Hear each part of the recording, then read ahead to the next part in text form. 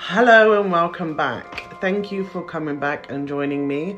I am very honoured as always, and thank you to those who did watch the other video. I am so grateful, and I know I'm a teeny tiny YouTube channel at the moment, but I'm hoping to grow and go from strength to strength. So those that have subscribed and commented and shared and liked the video, I am so grateful. And please don't forget to like, subscribe, comment if you can, and also hit that notification bell, because that will let you know whenever I upload a new video. I also do let people know on TikTok as well, but the notification bell will jump up right there and get to you a lot faster than I probably can. So today we are moving for a different type of scary, a different type of creepy story. And like I advertised in my short and also on my TikTok video, today's scary tale shall be from Romanian myths and legends. And we are of course talking about the Strigoi. Now, the Strigoi is said to be where the vampire originated from, and it's also said to be from Romanian folklore. Now, the word Strigoi translates into to scream. So, once upon a time, the Strigoi would be a name given to anything that was deemed as an evil entity, an evil being. It could be the ghouls, ghosts, zombies, werewolves could be considered Strigoi. Anything that would terrify and frighten would be given that label. Some legends tell of the vampire existing because the Strigoi would possess a bat, and others tell of the werewolves existing because the Strigoi would possess a wolf. However, we are going to get into many different versions, because over the years, as you can imagine, people sit around a fire at home entertaining themselves, sans electricity, no TVs and all that jazz. So of course these stories would be passed down generation to generation, and there would be little twists here and there. And of course there was a period of time where we would suspect our neighbours of being up to mischief, and sometimes if someone did present a little bit odd, maybe they were a Strigoi. So get comfy as we get into some of the stories around this interesting mythical legend. Let me take you back to ancient Greece and ancient Rome, where there was this giant bird that exists called a strix. Very similar in terms of spelling. We have the S-T-R-I-X for the strix, and the Strigoi, S-T-R-I, so on. Now, there is a belief that this is where the Strigoi name originated from Latin into Romanian. And these giant birds in flight would come out at night time and hunt their human prey, and they would feast upon the flesh and drink the blood. And then, of course, we have these stories sweeping across Europe, and it is believed that that is the connection, the link to the Strigoi. So of course from the Strigoi we have blood sucking, blood draining, coming out at night, and there we have the link to what became known, especially in Romania, in a particular part, Transylvania, our most famous Strigoi or vampire, Dracula. So as these legends and stories swept across Europe, we of course would hear different tales of how to keep yourself safe, or how to spot a vampire or Strigoi. It was once believed that when somebody passed away, an easy way to tell if they were going to come back as a Strigoi is if you would look upon them, and no matter how many hours or days had passed, their body would still be freshly preserved, untouched. No decomposition here, decomposition. None of that here, darling. Freshly composed, preserved, as if not a moment of time had touched the body. Another way would be that the body would turn all black as coal, and it would swell in places. And that was another way, allegedly, to tell if your recently deceased friend or neighbour had indeed the potential to come back as a Strigoi. That's one telltale sign, I suppose. Now, one way that, of course, if you did come across this scenario to prevent the Strigoi or vampire from coming back is the good old stake in the heart. Now, not the kind we eat, of course, you know, the wooden kind. You know, drive that through the heart. Now, that wouldn't necessarily kill the vampire or Strigoi back in the day, not like you see in a lot of movies now, but it would ensure that the vampire or Strigoi would become almost in a death-like sleep. And whilst they are caught and captured that way, you would of course bury them in a coffin, chain it up, make sure you use strong coffin nails, which are different than regular nails, and you would bury the body not horizontally, but rather vertically, so that even if the vampire or Strigoi tried to get out of its coffin, it would be going, you know, through the cemetery. It'd take a while. It'd slow it down. I mean, they may still be able to get out, but yeah, I'm sure it would have some kind of effect. Another way, of course, to ensure that this vampire does not come back is to detach its head from its body. Now, one would think that detaching the head would be enough, but nay. What you would also have to do is, once said body has stake in heart in coffin, you would take detached head and make sure it's face down in the coffin and bury it. Now, why would that make a difference? I cannot tell you. I couldn't find out. However, it does. So keep that in mind. I hope you're taking note. We also have quite the list on how one may become a Strigoi or vampire. Now, this is obviously according to back in the day, long time ago. You need to keep that in your mind during these myths and legends, okay? I have a list for you, and it's kind of lengthy and yeah, definitely old-fashioned, let's say. Other than the obvious, which is of course being bitten by a Strigoi or vampire, there are other ways that one could become one. One legend of the Strigoi would say that anyone who deliberately unalived themselves would become a Strigoi or vampire. They would rise again from the dead and, unfortunately, live the life of the undead. Of course, another way is if you happen to live a life full of sin. And if you had this sinful life, when you did pass, you were doomed to come back as a Strigoi. So your neighbours, your friends and family may take precautions to make sure, just in case. Another way is to be cursed by a witch. Again, these damn witches. And unfortunately, this one's quite sad. Well, there's a few of them that are quite sad, but this one is that if you happen to die alone and unseen by anyone, which I thought was particularly unfair. But the list does go on. And it was telling of the times, most definitely. So, for example, one could be considered becoming a Strigoi or vampire if they were born outside of marriage. You can see where we're going with this. If they passed before they were christened or baptized, if they were born prematurely. Now, if that is the case, then yours truly here could possibly be one. And if that is the case, then I would like to find out when the aging process stops. That would be good to know. Thank you very much. Anyway, moving on. Now, the other one is very interesting to me. Never heard this before, right? I've heard a few little bits and pieces, but if you happen to be the seventh son of the seventh son, or the seventh daughter of the seventh daughter, you could also be a Strigoi or vampire. Now, that's a lot of children in and of itself, which I think would already be a worrisome situation.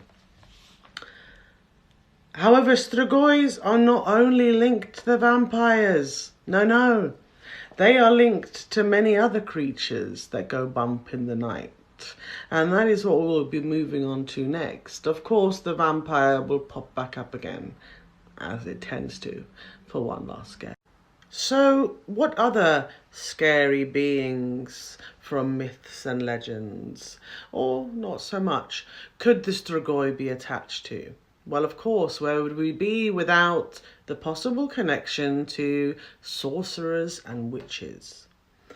Some legends say that the Strigoi are actually these powerful magical sorcerers and witches that can not only shapeshift into any animal of their choosing, but can in fact also turn completely invisible.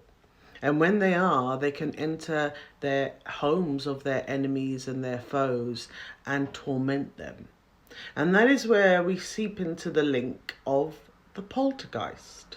Now, the poltergeist can have a whole video of its own, but what I will say is that it is an invisible force.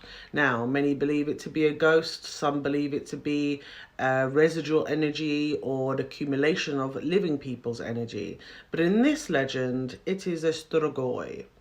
Now, this poltergeist, noisy ghost, Strigoi, attaches itself not to the property, but to a person that it particularly wants to torment and harass. And what it would do is it would be in that person's vicinity, ensuring that they were always in this stage of anxiety and apprehension, making loud noises, suddenly throwing things out of nowhere, making objects fly across the room, making loud bangs and knocking noises in the middle of the night to scare the person out of their sleep, tripping the person over, causing the person to possibly even badly hurt themselves by touching them, pushing them, and in some cases, biting them. When they are in the form of witches and sorcerers in these types of legends, it is said that they are living beings. So they have, pumping blood just like the rest of us. However, they have two hearts and two souls. And the reason they believe this is because the one soul lives the normal life and stays home, unsuspecting, nothing to see here, whilst the other soul at night leaves, goes out and joins the other Strigoi in the hunt for their prey. It is also said that the men that are Strigoi, whether they are these witches, sorcerers type now, they can actually procreate with human women, and their offspring are considered Dhampir. And these Dhampir are literally half vampire, half human. And there have been some books and I believe TV shows as well, including this type of creature. Now, when it comes to the Dhampir, it is said that they either don't live very long or they live very long, depending on how protected they are or whether they are found out. But with the women that are Strigoi, it's said that they can live a normal life. Well, normal for back then, get married, have children, and their children, their offspring wouldn't be Dhampir, only the men. But, however, what would eventually happen is their sexual appetite would be so ferocious that they would exhaust their husbands to the point of death. What a way to go. Of course, we've also heard the term energy vampires. Now, energy vampires is the term, and they are very real. Oh, believe me, I have met one or two in my time. However, I think I can find a distinct link, and probably somebody else has figured this out already, but if we look at some legends linking to the Strigoi, because we have quite a few that have materialized over the years, some believe that some types of Strigoi, they are loved ones that have passed on that do come back from the dead. And when they come back from the dead, they come back as if nothing has happened. You don't notice any difference. They look exactly the same, they act exactly the same. However, when they are in the household, because they have no soul, they drain the energy and the life force out of their family members and their friends, making their family and friends grow weaker and weaker as their energy is drained from them. I think we can all say we know someone like that. But in this case, due to the lack of soul, unfortunately the person would grow so weak from their energy being drained from them that unfortunately the family member or friend would eventually die. Now, of course, we know about the garlic. Garlic has been the great thing to keep vampires and Strigoi away for many, many a year, you know. Cover yourself in garlic. Garlic perfume, eat the cloves, put it in your meals, shove them in your ears. They don't like the garlic. The garlicky smell makes them retch, keeps them away. They can't stand it. But there are other ways of protecting yourself. Now, according, again, to legend, and this one is one I have never heard of before, but some Romanian legends say it is the best way to protect yourself from the vampire is to unalive a pig on St. Ignatius Day. Why? I do not know. However, I do think that we could probably leave the pigs alone on this occasion. You know, just yeah, leave them be, really. However, we've discussed the stake through the heart, which apparently is the most successful way, but there's extra precautions that you can take.